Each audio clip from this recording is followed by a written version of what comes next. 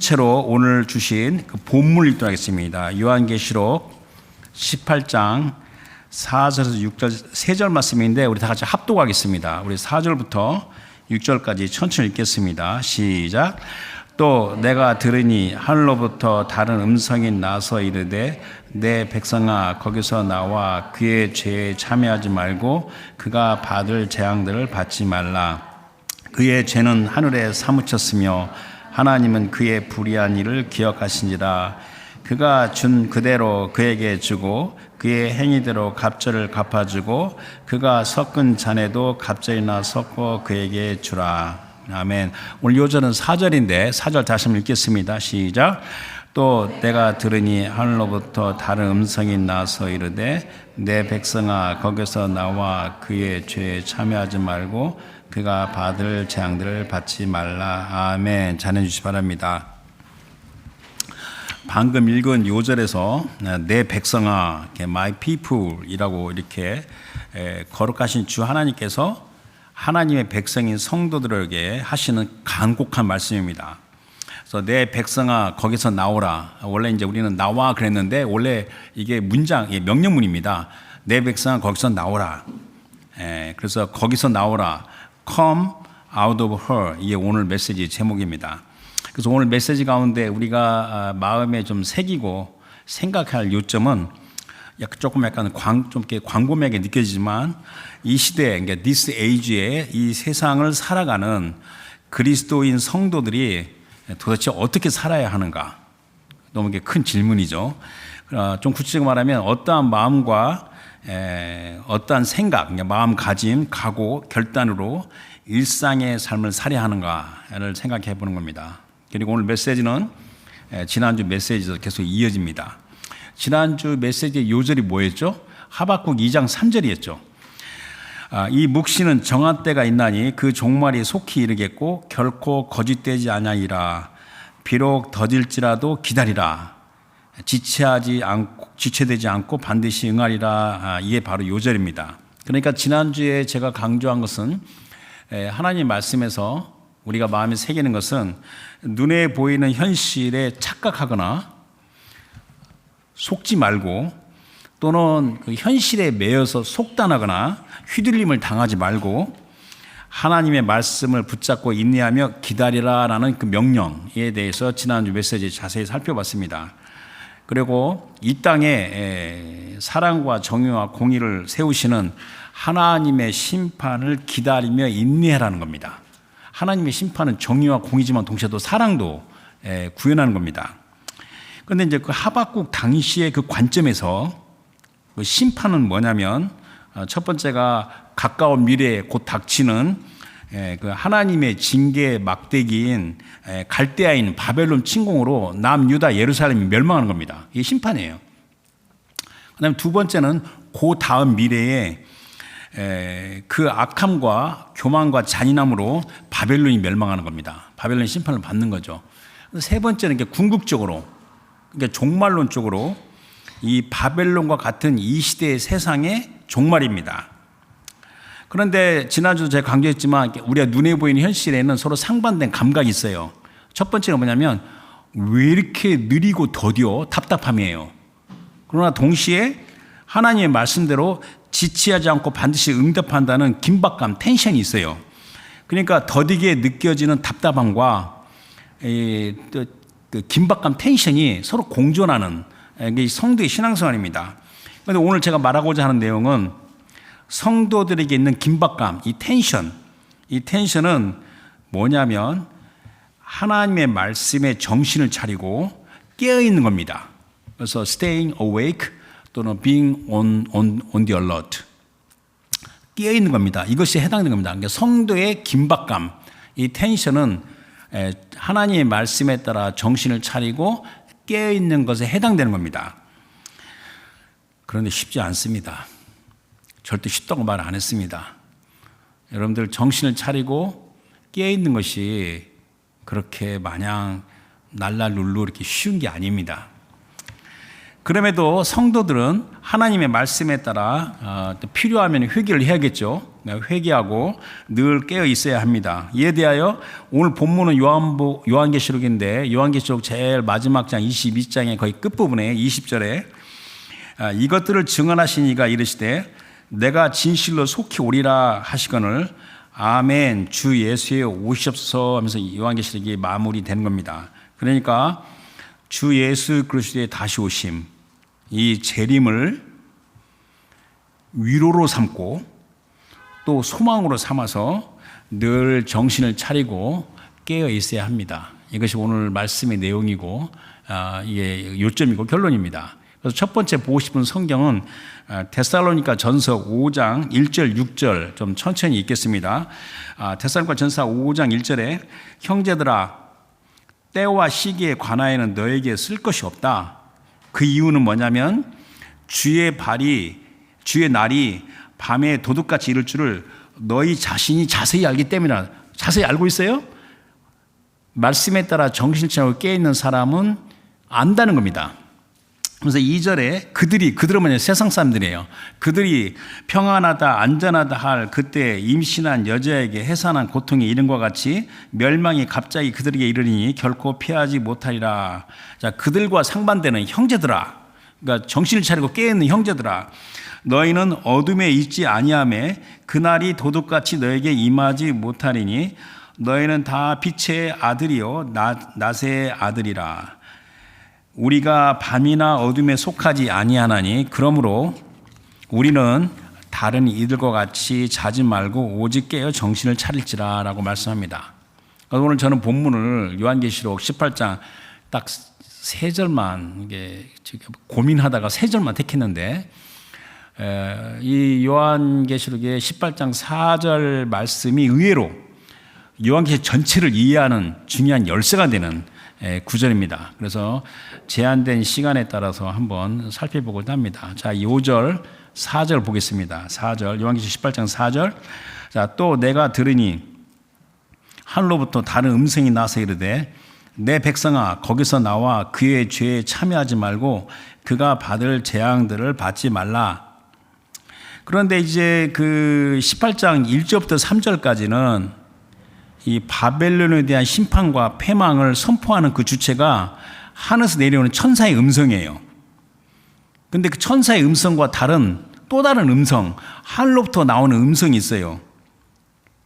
그러니까 바벨론의 심판과 패망을 알린 것은 천사의 음성이고 이번에 들리는 다른 음성은 하늘로부터 나오는 하나님의 백성에 대한 음성인데 천사가 내 백성아라고 이렇게 안 부릅니다. 내 백성아라고 부르는 것은 바로 주 하나님께서 직접 하신 말씀입니다. 그래서 내 백성아 거기서 나오라.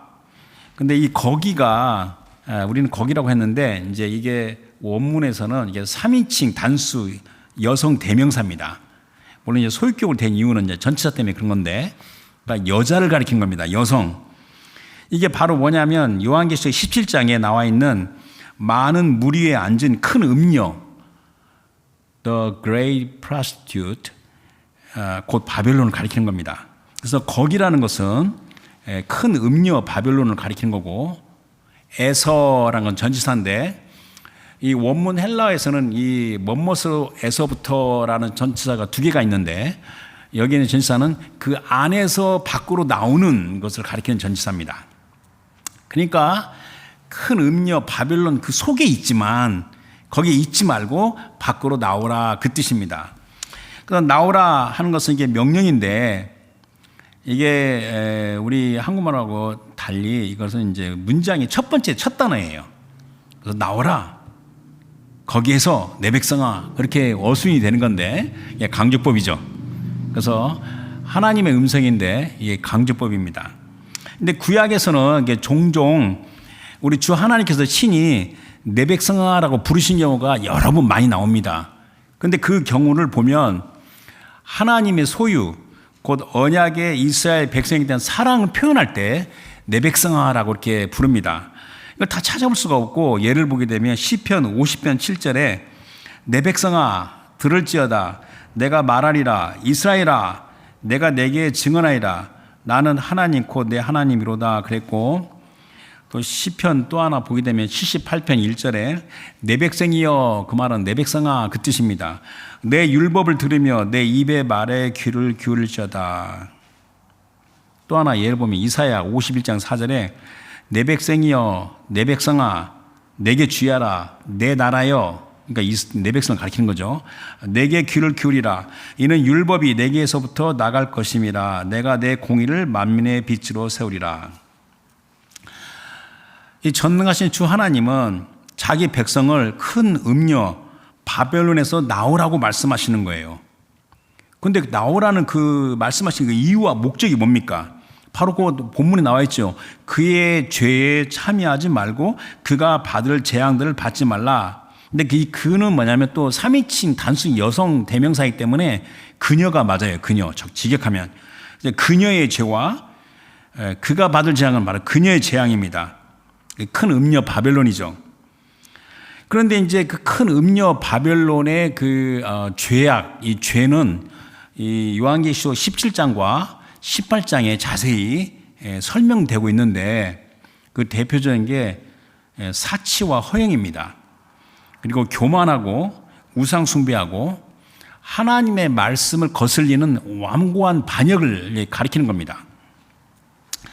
근데 이제 나중에 이제 지금 우리가 잠언을 수요일 날 공부하고 있지만 이게 이제 속도가 붙어서 이제 막 나가는데 개인적으로 잠언 끝나면 이제 요한계시록을 하려고 하는데 이 요한계시록의 이 구조에서 17장과 18장은 굉장히 의미가 있어요. 한 묶음이에요. 한 묶음이고 이게 요한계시록 전체 흐름에 대해서 마치 삽입된 말씀처럼 삽입된 내용입니다. 그러나 이렇게 큰 음녀 바벨론의 패망에 대한 말씀입니다. 그런데 여러분께 삽입된 내용, 인클루전, 이 삽입된 내용은 이게 이해를 돕기 위해서 이해를 돕기 잠깐 중단하고 과거나 또는 미래를 상황을 도입하여 설명하는 부분입니다. 혹시 여러분들 그 드라마나 영화를 보게 되면 중간에 가다가 어느 장면이 딱 끊기면서 갑자기 다른 시간대에 장면을 이렇게 가져와가지고 설명하는 게 있어요. 이건 전체 흐름을 이해하기 위해서 돕기 위해서 하는 말씀인데 요한계시록 17장과 18장이 마치 그렇습니다. 다른 시간대의 장면을 쫙 전개하면서 요한계시록 구조 전체 흐름에 이해를 돕기 위해서 설명하는 부분입니다. 물론 사도 요한이 요한계시록을 읽는 독자들을 위하여 임으로 삽입한 게 아닙니다. 여호와의 선지자들, 특별히 지난주에 나눈 게 누구죠? 선지자 하박국이죠. 하박국이 하나님께 주신 묵시를 보면서 그 묵시를 그대로 기록한 것처럼 사도 요한은 우리 주님께서 보여주신 대로 기록하면서 그가 삽입된 장면을 보고 그대로 기록된 겁니다. 그래서 요한계시록이 그대로 기록된 말씀이라는 것을 알기 위해서 요한계시록 두 군데를 보겠는데 요한계시록 처음 1장 1절과 2절 보겠습니다. 예수 그리스도의 계시라. 이는 하나님이 그에게 주사 반드시 속히 일어날 일들을 그 종들에게 보이시려고 그의 천사를 그의 그 종 요한에게 보내어 알게 하신 것이라.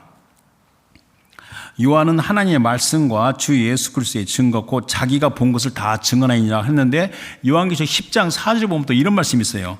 자, 이 하늘에서 일곱 우레가 말을 할 때 일곱은 게 신비로운 건데 할 때 내가 기록하려고 하다가 곧 들으니 하늘에서 소리가 나서 말하기를 일곱 우레가 말한 것을 인봉하고 기록하지 말라 하시니라. 그러니까 요한은 하나님께서 보여주는 그 비전 가운데 그 모든 것을 다 기록을 했는데 지금 요한계시록 17장 18장은 이 삽입된 내용으로 앞에서 설명한 것을 이해를 돕기 위해서 삽입된 말씀이라는 것을 우리가 구조상으로 이해가 되는 겁니다.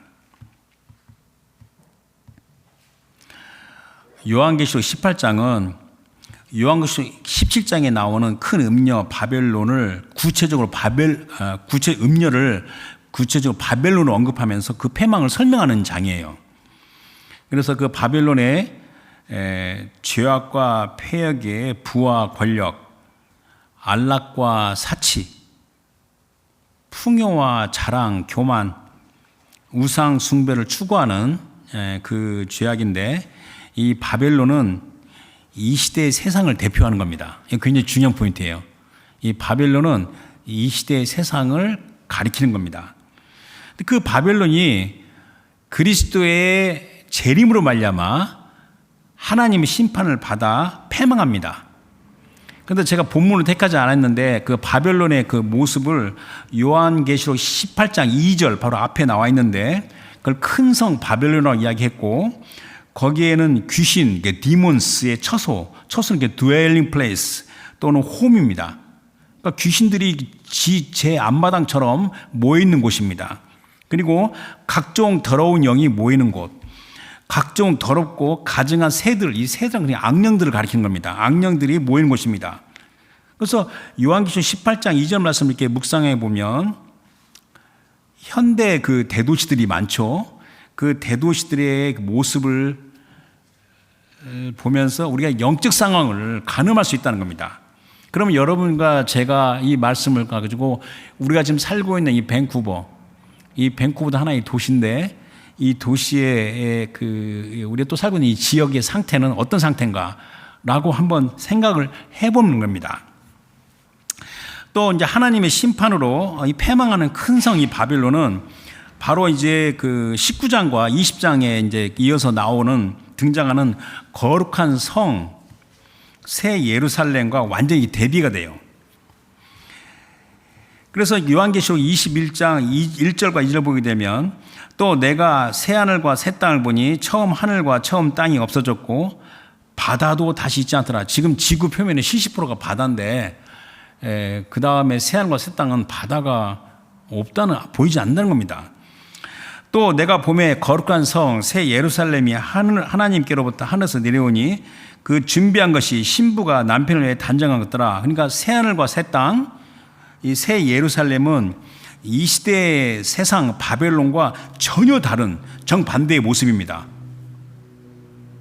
그러니까 새 예루살렘의 모습은 주 하나님의 거룩한 성품이 가득히 찬 곳이고 또 그곳은 오직 이 큰 음녀 바벨론 같은 세상 가운데서 고난과 연단의 길에서 믿음의 인내로 기다리는 자들에게 주어지는 하나님의 은혜입니다. 여기에서 이제 우리가 또 요한계시록을 이제 자꾸 설명을 하고 싶은 마음이 드는데 요한계시록 기록될 당시에 그리스도의 교회들이 처한 상황을 한번 우리가 잠깐 볼 필요가 있습니다. 요한계시록 2장과 3장은 7교회가 나오는데 그 7교회는 그 당시에 있는 모든 교회를 대표할 뿐만 아니라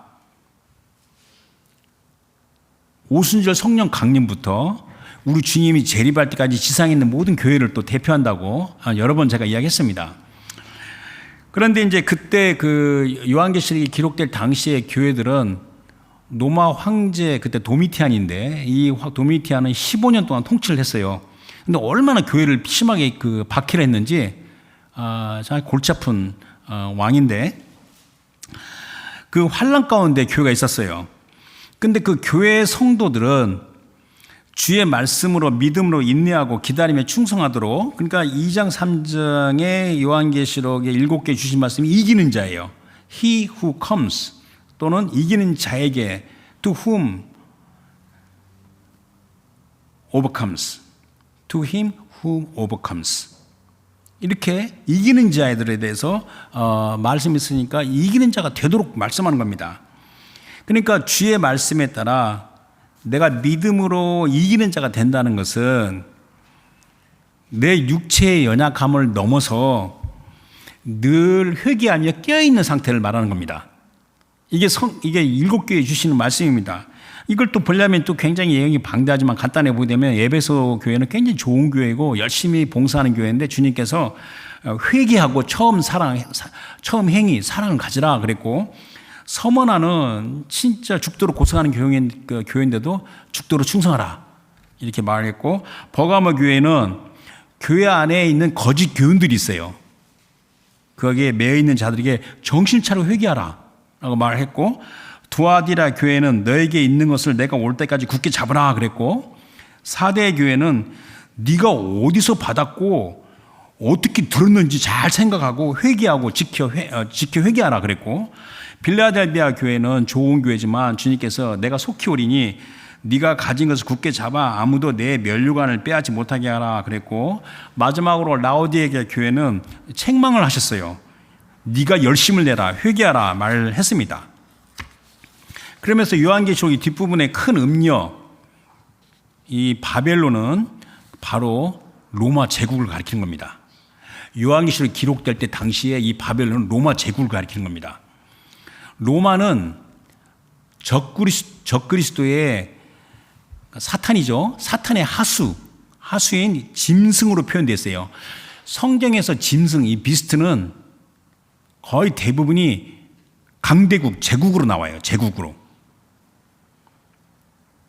그러니까 로마는 적그리스도, 사탄의 하수죠. 하수인 짐승으로 표현되고 있는데, 이것은 하나님을 거역하는 이 세상의 부와 권력을 가리키는 겁니다. 하나님을 거슬리는, 하나님과 하나님의 말씀을 거슬리는 이 세상의 부와 권력은 반드시 하나님의 심판의 종말을 맞이한다, 이 말씀을 하시는 겁니다. 역사적으로 이루어졌고 이제 최종 종말적으로 그렇게 이루어진다라고 하는 겁니다. 그래서 이 같은 그 하나님과 하나님의 말씀을 거슬리는 이 세상의 바벨론 같은 그 제국들, 나라들에 대해서 시편 기자가 시편 2편 1절 3절에 이렇게 얘기했어요. 어찌하여 이방 나라들이 분노하며 민족들이 헛된 일을 꾸미는가? 세상의 군한들이 나서며 관원들이 서로 꾀하여, 자, 여호와와 야훼 하나님과 그의 기름 부심 받은 자, 이게 히브리 말로 메시아입니다.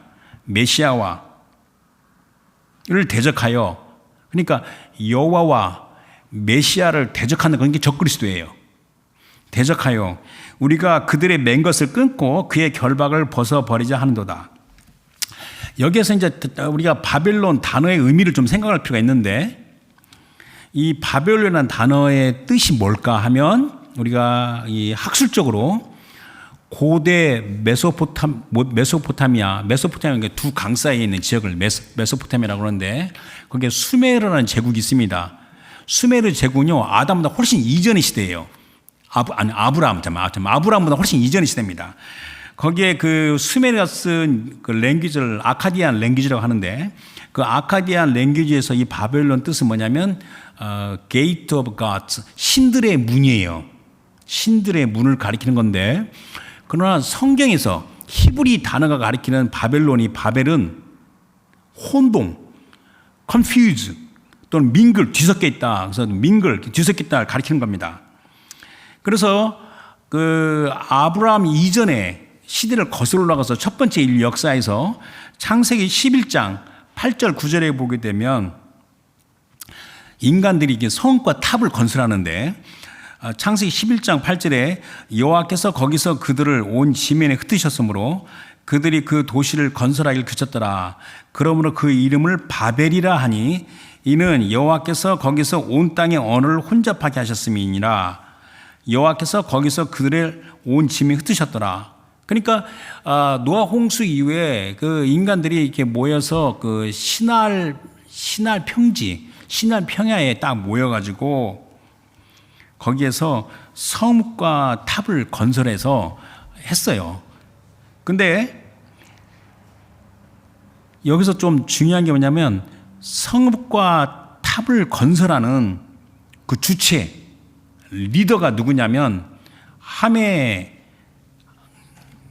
알죠? 노아의 그 아들, 함의 자손이자 구스의 아들은 니므롯이에요. 니므롯.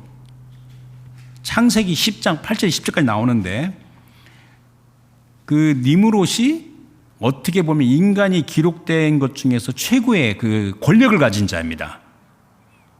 이 함의 자손 구스의 아들 니므롯이 리더가 돼가지고, 주체가 돼가지고 성과 탑을 건설했는데, 그 성과 탑을 건설하는 목적이 창세기 11장 4절에 이렇게 말했어요.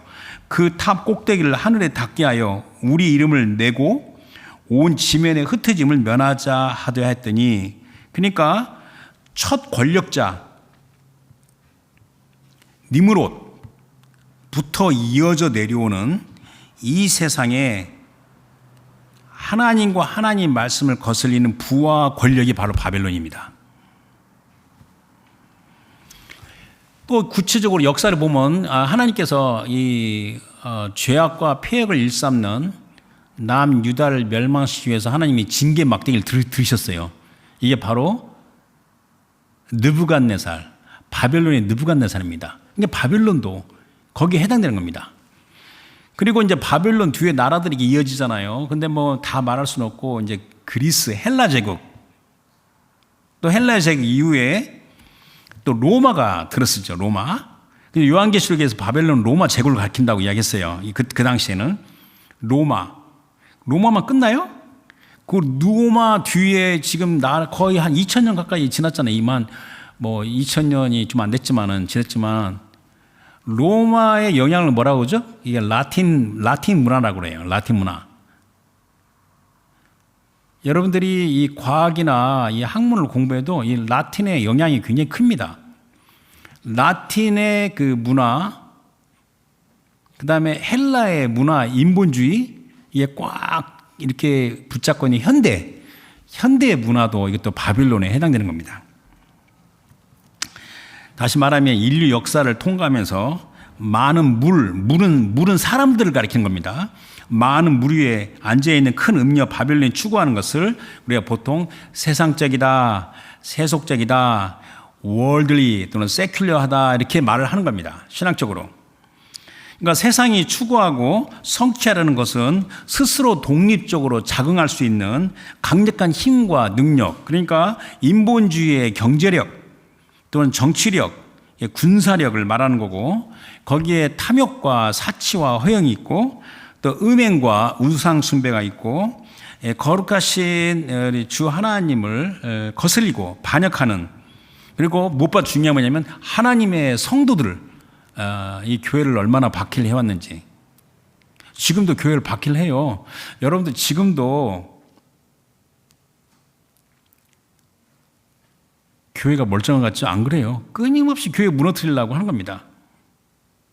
제가 지난주에 모임에 가가지고 여러 가지 이야기를 들었는데 많은 교회가 문을 닫고 많은 교회가 통합하는데 그건 뭐 나쁜 건 아니죠. 뭐 필요에 따라서 꼭 해야 되는 건데 지금도 교회가 많이 그 박해를 받고 있는 겁니다.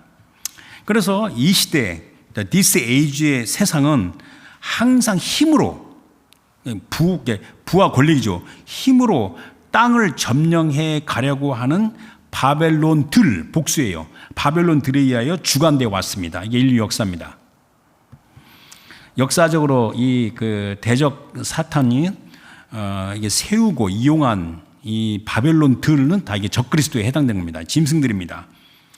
그러나 이 시대의 끝에는 세상 사람들이 추앙하며 숭배하나 가장 흉측한 마지막 적그리스도가 등장할 것입니다. 그래서 좀 민주주의가 굉장히 위험해요. 민주주의 표를 많이 얻는 사람이 권력자가 되는 거잖아요. 그렇다고 해서 민주주의를 또 안 할 수도 없는 거고, 진퇴양난이죠. 하지만 그 모든 것이 그리스도 재림에서 하나님 심판으로 패망한다는 됐습니다. 아까 앞서 제가 데살로니가 전서 5장 말씀을 봤는데, 이번 데살로니가 후서, 데살로니가 전서 후서는요, 그 기록된 기간이 거의 짧아요. 같이 바로 이어서 쓴 겁니다. 그래서 데살로니가 후서 2장 1절부터 4절 말씀 보도록 하겠습니다. 형제들아, 우리가 너에게 구하는 것은 두 가지입니다. 우리 주 예수 그리스도의 강림하심과 다시 오심과 재림과, 그다음 두 번째, 우리가 그의 앞에 모임에 gathering, 그러니까 주 예수 그리스도 재림하시고 하나님의 백성이 그 앞에 모이는 겁니다. 모임에 관하여는 영으로나 또는 말로나 또는 우리에게서 받았다 하는 편지로나 주의 날이 이르렀다고 해서 쉽게 마음이 흔들리거나 두려워하거나 하지 말아야 한다는 것이라. 그러면서 3절에 누가 어떻게 하여도 너희가 미혹되지 말라. 먼저 배교하는 일이 있고 저 불법의 사람 곧 멸망의 아들, 이제 마지막 나타난 가장 흉측한 이제 막강한 부와 권력을 가진 그런 이제 적그리스도죠. 나타나기 전에는 그 날이 이르지 아니하리니 그는 대적하는 자라. 신이라고 불리는 모든 것과 숭배함을 받는 것에 대항하여 그 위에 자기를 높이고 하나님의 성전에 앉아 자기를 하나님이라 내세우니라 그랬어요. 자, 이제 5절 말씀, 6절 말씀, 5절 보고 이제 빨리 정리하겠습니다. 5절에 자, 그의 죄는 자, 큰 음녀 바벨론이 죄입니다. 그의 죄는 하늘에 사무쳤으며 하나님은 그의 불의한 일을 기억하신지라. 여기서 죄는 이렇게 복수명사입니다. 그 sin스고 그 다음에 불의한 일들 또 복수명사입니다. 계속 3인칭 단수 여성 대명사로서 음녀 바벨론을 가리키는 겁니다. 그러니까 바벨론의 이 죄와 불의한 일들은 우리 주 하나님께서 하나도 빠짐없이 다 기억하고 계시며 결코 용서가 될 수 없는 이 폐역이라는 겁니다. 아까 제가 17장, 18장은 내가 삽입된 말씀이라고 그랬잖아요. 그러면 앞에 그 요한계시록 16장 19절에 7번째 대접 재앙이 나오는데 그 말씀을 설명과 연결이 되는 거예요. 그래서 요한계시록 16장 19절에 큰 성이 세 갈래로 갈라지고 만국의 성들도 무너지니 큰 성 바벨론이 하나님 앞에 기억하신 바 되어 하나도 빠짐없이 기억만 돼요. 그의 맹렬한 진노의 포도잔을 받음에. 자, 이제 6절 보겠습니다. 6절에 그가 준 그대로 그에게 주고 그의 행위대로 갑절을 갚아주고 그가 섞은 잔에도 갑절이나 섞어 그에게 주라. 계속 이제 그 3인칭 단수 여성 대명사니까 음녀 바벨론을 가리키는 거죠. 자, 그가 섞은 잔, 음행이 포도주 잔이죠. 우리 주님은 철저한 심판으로 바벨론을 심판하여 바벨론이 패방하여 사라집니다. 그래서 18장 21절에는 이에 한 힘센 천사가 큰 맷돌 같은 돌을 들어 바다에 던져 이르되 큰 성 바벨론이 이같이 비참하게 던져져 결코 다시 보이지 아니하리로다. 그러니까 바벨론, 여러분들 지금 이 시대의 세상은 우리가 기억에서 사라질 정도로 다 없어진다는 겁니다. 이것은 믿음으로 기다리며 인내하는 성도들에게는 기쁘고 즐거운 일이에요. 그래서 18장 20절에는 이렇게만 나오고 하세요. 하늘과 성도들과 사도들과 선지자들아 그로 말미암아 즐거워하라. 하나님이 너희를 위하여 그에게 심판을 행하셨습니다 하더라. 자, 그러면 이제 말씀이 이제 결론적으로 정리를 하는데 요한계시록의 말씀은요. 교회 시대 또는 은혜의 시대 또 복음의 시대라고 말하는 이 시대의 종료를 가리키는 겁니다. 그런데 요한계시록 전체는 그리스도 재림에 집중되어 있어요. 그리스도의 다시 오심에 모든 것이 집중되어 있습니다. 그래서 주 예수 그리스도의 다시 오심 재림은 가장 중요한 핵심이며 획기적인 사건입니다. 창세부터 지금까지 전개한 모든 사건들이 마무리되는 종결되는 대사건입니다. 그리하여 하늘과 땅의 그 모든 것이 그리스도로 말미암아 그리스도 안에서 통일됩니다. 이와 관련해서 말씀을 보려고 하는데 그냥 하나만 보고 넘어가겠습니다. 에베소서 2장 7절에 10절에 7절에 우리는 그리스도 안에서 그의 은혜의 풍성함을 따라 그의 피로 말미암아 속량코 죄사함을 받았느니라. 그러면서 8절에 이는 그가 모든 지혜와 총명을 우리에게 넘치게 하사 그 뜻의 비밀을 우리에게 알리신 것이요 그의 기뻐하심을 따라 그리스도 안에서 때가 찬 경륜을 위하여 예정하신 것인데 그게 바로 뭐냐면 10절에 하늘에 있는 것이나 땅에 있는 것이 다 그리스도 안에서 통일되게 하려 하심이라. 요 말을 다시 뒤집어 말하면 요한계시록에서 하나님의 심판으로 큰 음녀 바벨론의 패망을 또 가리키는 겁니다. 그래서 새 하늘과 새 땅, 새 예루살렘에서 하늘과 땅이 그리스도 안에서 통일되는 것을 가리키는 겁니다. 주님께서 이 시대의 세상을 살아가는 성도들에게 내 백성아 거기서 나오라 라고 말씀하신 것은 세상을 떠나라는 것이 아니에요. 만약에 세상을 떠나라는 말이라면 모두 가능한 빨리 죽어야 돼요. 빨리 죽어서 세상을 떠나야죠. 그 의미는 이 세상에 남아있지만 소명이 있다 남아있죠. 소명이 없으면 하나님 빨리 데려가시죠. 나이에 상관없이. 하나님의 백성은요 하나님께 받은 소명과 사명이 없으면 하나님 빨리 데려가십니다. 여기다 놔둘 이유가 없어요. 택하신 자는. 그러니까 이 세상에 있지만 이 세상에 속하지 않는다는 뜻입니다. 그래서 we are in the world but not of the world 이렇게 말하는 겁니다. 그러니까 이 세상에서 자신의 소명을 따라 살면서 세상과 동화되지 않고 세상과 구별된 노력, 그러니까 늘 회개하며 깨어있는 것을 가리킨다고 아까 말씀 서두에 제가 이야기했습니다. 그런데 여러분들이 그리스도 예수의 재림에 대해서 이야기하는데 믿지 않는 세상 사람들이 보게 되면 이거 전혀 가능하지 않는 일입니다. 이 믿지 않는 세상 사람들은 주 예수 그리스도의 재림에 대한 믿음을 가지고 그 믿음을 지키며 자신을 세상에서 구별하기 위하여 끊임없이 치열한 영적인 싸움을 수행하는 그리스도인들을 보면 뭐라고 하는 줄 아세요? 참으로 쟤네들 한심하네 라고 비웃는 것이 이 세상의 세태입니다. 그러나 한순간에 상황이 바뀌면 그 모든 착각과 오해가 무너집니다. 오직 우리 주 하나님께서 정하신 때에 모든 이들에게 주어진, 열려진 구원의 문이 닫히는 순간입니다. 근데 이제 요즘에는요, 우리가 이제 복음이 다 퍼졌기 때문에 안 믿는 사람들 대충 그 복음의 내용을 압니다. 예수 그리스도 재림에 대한 내용도 알고 있고, 또 이단들은 예수 그리스도 재림을 가지고 사람들을 미혹해서 어마어마하게 폐해를 준 경우도 많고, 아무튼 진짜 예수 그리스도가 재림을 하셨어요. 그때 세상 사람들이 아이구나, 진짜구나, 빨리 돌이키자 라고 해도 되지가 않는 겁니다. 그때는 많은 사람들의 착각이 있어요. 그때가 정말로 닥치면 회개하고 그리스도 구원으로 향할 수 있다는 막연한 생각을 가지고 있어요. 이것은 노아의 때와 동일합니다. 노아 방주의 완성, 그리고 비가 내리면서 방주의 문이 닫히는데 창세기 7장 16절에 보게 되면 노아 방주의 문을 여호와께서 닫습니다. 노아가 닫질 않아요.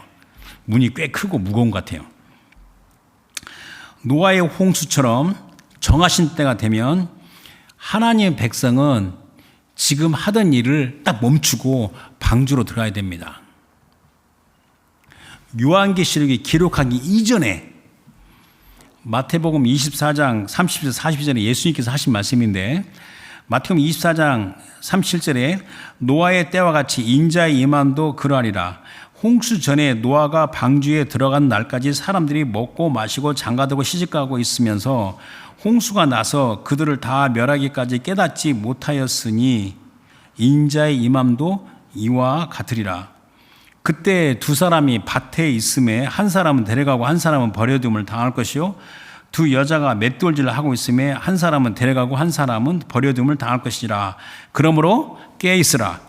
어느 날에 너희 주가 임할는지 너희가 알지 못함이라. 그래서 오늘 메시지 제목이 거기서 나오라 그랬잖아요. Come out of her. 이게 순종하는 모습이 무엇인가? 다시 말하면 이 세상을 당장 떠나라는 말씀이 아닌 겁니다. 물론 언젠가 주의 부르심에 따라 우리 세상을 떠나야 되죠.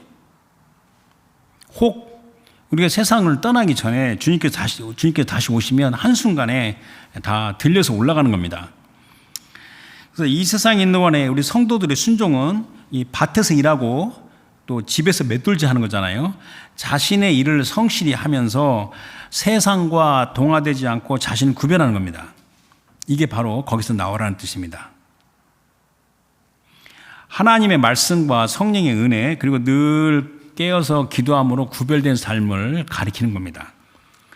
또 혹시나 악인들의 형통함을 보면서 왜 하나님께서는 악인들을 왜 저대로 계속 방관하게 내버려 두실까라고 낙담하지 않고 스스로 분발하여 주의 은혜와 권능으로 자신의 삶 가운데 사랑과 의의 열매를 꾸준히 맺는 자들입니다. 이게 성도들의 담대한 헌신입니다.